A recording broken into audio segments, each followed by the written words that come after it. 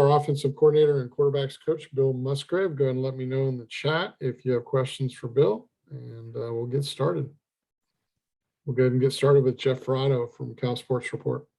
Hello, Bill. I wonder if you can tell us, with Ryan Glover now established as your number 2, do you have a different set of plays that work best for him than you would for Chase? If he's into the game, do you limit the playbook because he's only been with you for a few weeks?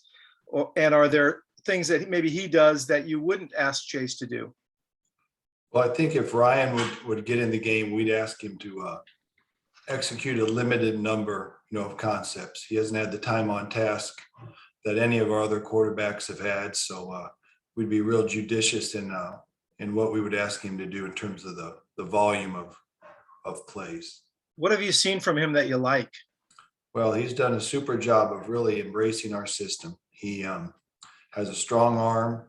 The ball gets from A to B in a hurry, and has done a great job in the huddle and in our no huddle packages where he's at the line of scrimmage of just taking command and leading his teammates.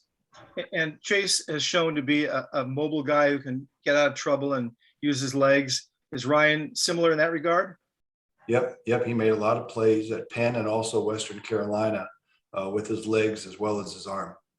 I asked Justin yesterday about how you would use your other 2 younger quarterbacks, because obviously you want to get them ready at some point this season to be able to compete for the job for a year from now. So how would you balance using Ryan because of his experience versus maybe using Zach or Kai to give them some reps? Yeah, I think that remains to be seen. It's hard to predict how these games will go this year, but we're hoping to get everybody some valuable experience and time on task, and also be smart when looking down the road in the future. Thank you. Okay, we'll go to Trace Travers from Rivals.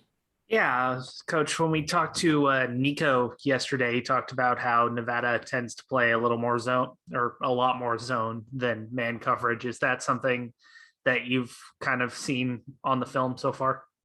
Yeah, I think they do a really good job of mixing it up. They play both, and they're very diverse. They get exotic on third down. So we've had a tough week here in terms of preparing for them, and of course we've tried to look at them in the off season. So we're hoping to put our best foot forward. But they do a lot of unique things. They do them really well on defense. Yeah. And just looking on paper at their depth, it seems like their defensive line is a little undersized, but do you really see that on the film when you're watching them? Well, they roll some other guys in there. They played some other guys at the end of the year last year that may have been bigger in stature than their starters, but the starters, they're strong. And a couple of them are former offensive linemen that played for Angus when Angus McClure was their coach at Nevada. So we know they're good players and very capable. Thank you. Okay, we'll go to Jim McGill from Bear Insider. Coach, can you talk a little bit about the running back room, the thought process with having more first in the depth chart? I'm sure he and Brooks are going to play a lot. And also what skill sets some of the individual backs bring to the table. Yeah, both Damian and Christopher Brooks are outstanding players. They've demonstrated that. Marcel Dancy is an upperclassman who's played a lot of football and done great things for California Golden Bear offense. So we're looking forward to DeCarlos Brooks from Chandler High School in Arizona, getting him in the game as well. So it's a deep stable there of backs, and they have similarities, but they also have differences, which we think will be difficult to defend. And how comfortable are you guys with the offensive line? It's a group that has a decent amount of starts between them, with Coleman being one of the younger guys. Are they working well together? Do you feel like the offense is flowing in this last week of practice heading into the season? Yes, the offensive line is growing each and every day, and they're starting to gel together with those starting five. And we have good depth too. A number of those guys have been cross-trained at various positions, so we can mix and match if we need to do that at some point in time. And how do you feel about the run blocking versus pass blocking? Is there a strength between the two, or are they going well with both? How's it looking right now?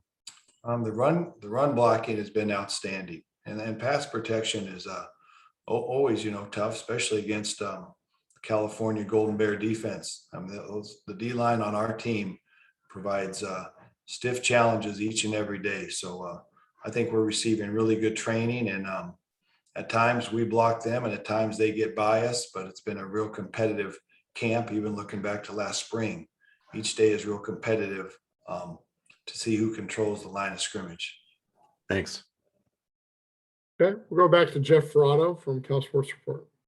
Yeah, Bill, when we talked with Justin yesterday about the depth chart, we asked him, of course, about Damian being number one on this chart. And he said what I'm sure you'll say is that they're both going to get lots of reps. But when you watch Damian in camp, what was it he did that elevated into that role?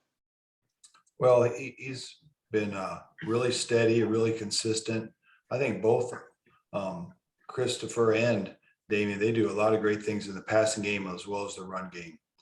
Whether they're catching the ball out of the backfield or they know who to block in pass protection and do a super job of remaining stout. So those guys are outstanding.